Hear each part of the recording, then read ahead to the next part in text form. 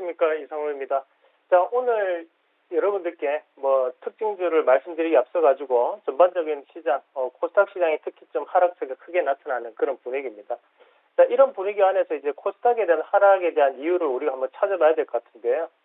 일단은 지금 현재 시장에 대한 하락을 뚜렷하게 나타내는 이유는 등장하지 않았습니다. 하지만 우리가 유추를 해서 보면 약 세 가지 정도로 분류해서 한번 같이 볼 수 있는데, 자, 우선 첫 번째로 우리가 지금 현재 하락을 좀 봐야 되는 것은 코로나에 대한 악재, 델타 변이 바이러스가 확산되면서 투자 심리가 상당 부분 위축됐다는 부분이죠.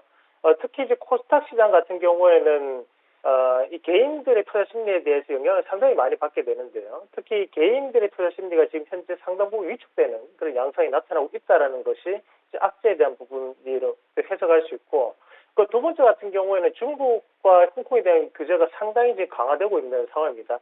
중국 당국이 현재 전자상거래 및 대부분의 중국 기업들에 대해서 상당한 규제를 하고 있는데, 지금 우리나라 또 코스닥 기업들 같은 경우에는 중국의 기업들과의 관계도 상당 부분 밀접한 관계들을 좀 가지고 있거든요. 협력 밴드에 대한 기업들도 많기 때문에 그에 따른 부분에서 국내 기업들이 상당 부분 지금 하락세가 좀 나타나고 있는 그런 양상이라 좀 봐야 되지 않냐라는 부분으로 해석을 하고요.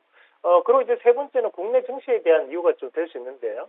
국내 증시에서 현재 금리 인상에 대한 가능성이 지금 높아지고 있는 그런 양상이 나타나고 있기 때문에 시장에는 악재로 작용한다고 좀 봐야 됩니다. 대출에 대한 규제를 하고 있는 상황에서 지금 정부에서는 좀 더 부동산 가격에 대한 안정화를 얘기를 하고 있고, 그런 부분에서 대출 금리를 좀 더 올려야 된다. 그래서 금리 인상을 해야 된다는 그런 경제적인 이론을 얘기를 하고 있는 상황이기 때문에 실질적으로 이제 증시에 대해서는 금리 인상이라는 부분 자체는 악재로 작용할 수밖에 없죠. 왜냐하면 유동성을 줄이는 역할을 한다는 거거든요. 그런 유동성이 지금 글로벌 증시에서는 확대되고 있는 상황에서 국내 증시는 유동성이 줄어드는 그런 상황들이 나타나고 있기 때문에 지금은 그에 따른 부분이 좀 코스닥의 악재로 좀 작용하는 부분 아닌가, 그렇게 추정을 한번 해볼 수 있겠고요. 오늘 특징적인 종목으로는 아이센스라는 기업을 좀 말씀을 드리도록 하겠습니다. 자, 아이센스 같은 경우에는 우리가 우선 2분기 실적에 대한 부분이 자체가 어닝스 프라이즈를 기록하는 그런 모습이 나타났었는데요. 우선 기본적으로 영업이익이 110억을 기록을 하면서 전년 동기 대비해서 약 31%가 증가하는 모습이 이루어졌고, 마찬가지로 이제 2분기 매출액 같은 경우에도 583억 원을 기록하면서 전년 동기 대비 약 10%가 또 증가하는 모습이 이루어졌습니다. 이 아이센스 같은 경우에 혈당 측정기라든지 또는 혈당 스트립을 생산하는 기업인데, 이 혈당 스트립이라는 것은 소모품입니다. 그래서 우리가 혈당을 측정하고 난 다음에 그 찍어내는 장치를 우리가 혈당 스트립이라고 하는데요. 지금 현재는 상당히 지금 코로나로 인해 가지고 악재인 상황인데도 불구하고 가동률로만 따진다면 약 200%를 상회하는 그런 공장 가동률을 보여주고 있는 상황입니다. 그렇다 보니 이런 부분 자체가 영업이익적인 측면에서도 긍정적인 부분으로 지금 나타나고 있는 부분이라고 좀 볼 필요가 있겠고요. 그리고 수출 물량 건수가 꾸준하게 증가하고 있는 부분. 예전에는 사실 이제 유럽에 대한 기술력이 워낙 높았기 때문에 혈당 측정기 같은 경우에는 정확도 자체가 유럽 기기들이 훨씬 더 우세하게 나타났었거든요. 하지만 이제 국내 여건에서 지금 아이센스에 대한 꾸준한 노력 끝에 지금은 기술적인 부분에서도 상당히 유럽 업체들을 따라잡았고, 거기에서 또 스트립이라는 것은 또 상위 호환이 됩니다. 그렇다 보니 또 국산에 대한 그런 스트립을 또 사용을 많이 하는 그런 부분이 바로 실적에 대해서 연관되고 있다라고 보는 게 맞을 것 같고요. 특히 이제 2분기의 실적적인 부분에서 크게 변동성이 좀 나타났던 이유를 또 추정을 한번 해보면, 우선은 중국 쪽에서에 대한 캐파 증설이 이루어졌었고, 그 부분 자체가 이번에 더 본격적인 실적에 대한 영향을 주고 있다라고 좀 판단할 수 있는데요.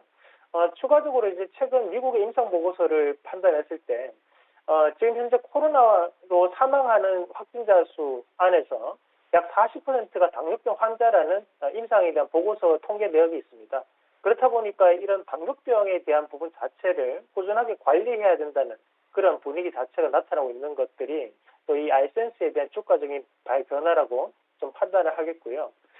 지금은 이런 중소형주들의 실적적인 측면, 실적에 대한 개별주들이 지금 시장에 대한 순환대를 이끌고 있다라는 부분으로 저는 해석을 하고 있습니다.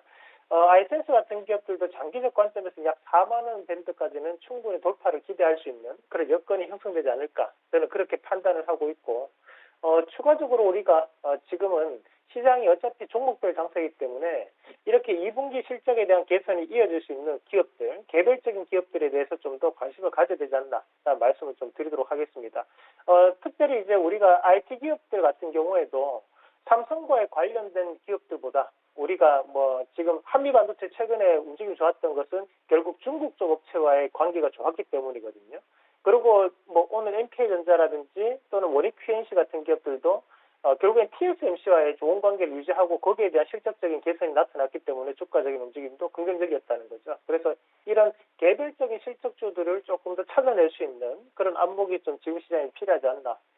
지금은 우리 개인 투자자분들 그리고 전문가인 저도 상당히 힘든 시장입니다. 하지만 이런 이런 시장일수록 우리가 실적이라는 가장 기본적인 이런 기준을 가지면서 시장을 좀 대응한다면 그나마 그래도 좋은 수익을 또 기록하지 않을까 그런 말씀을 좀 드리면서 아이센스는 4만 원까지 좀 더 한번 지켜보자는 말씀으로 마무리하도록 하겠습니다. 이상입니다.